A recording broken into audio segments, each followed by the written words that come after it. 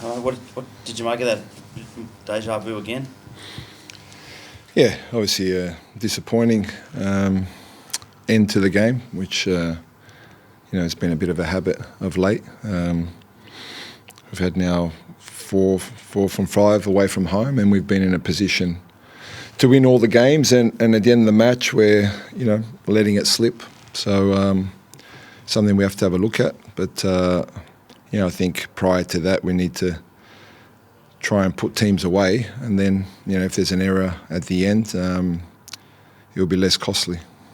Yeah, it felt like you dominated most of that first half. Ryan Scott obviously made some good saves, but is there something at half time that you can, I don't know, is there a trigger or something that you need to bring in to make sure the second half slides don't happen? Is it a mentality thing? I presume it's not fitness with your teams. Look, it's a bit of everything.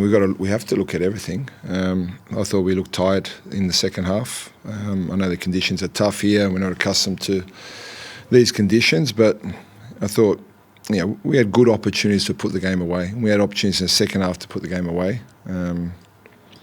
But unfortunately, we're also getting punished with. It's a great ball. It's one real chance in the second half, and we get punished. But we've got to look at what we can do better, and there are areas that we must improve because we're putting ourselves in very good positions to win these games. But look, thankfully for us, now we are undefeated, but disappointed with the amount of draws, especially recently. But we've got 4 games coming up now at Amy Park in the next 2 weeks, and we've got to look forward to that. Are you, with the possibility of going third before the night's over with the match between Adelaide United and Central Coast Mariners, do you have any idea what adjustments you need to make sure that you can finish teams off when it matters?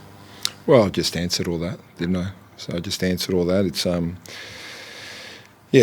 it's no magic wand. It's hard work. We're creating the chances, and we're not putting teams away when we're on top. So, for an away game, we had numerous opportunities in the first half. Not sure about the penalty that was given against us as well, but I think there was some justice there. But we're getting many chances. The keeper made saves, and we're not maybe decisive enough in that front third to make the game more comfortable. Well, the positives out of today, the fact that you were in a position away from home to create those chances. Or? Yeah, of course. The positives are that if I look at, all right, we've had 5 games.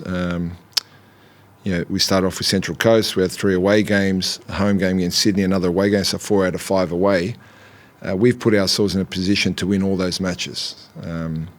That is a real positive, but obviously the negative is that we're dropping points late in games that are 2 things. We have to be stronger to hold out the 1-0 lead as well. We can't just say, score the chances we have, make it 2 or 3-0, and there are games where you won't score, but if you're up 1-0, we've got to get better at seeing the game out.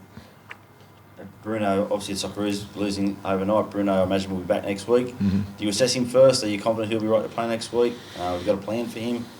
I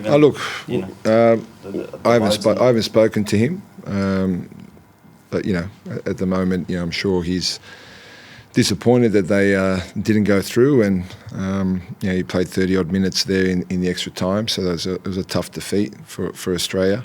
A game that really, similar to us, really. In the end, they conceded a penalty, and they really should have gone through. So, look, we'll assess Bruno when he gets back and just go day by day and see how he is.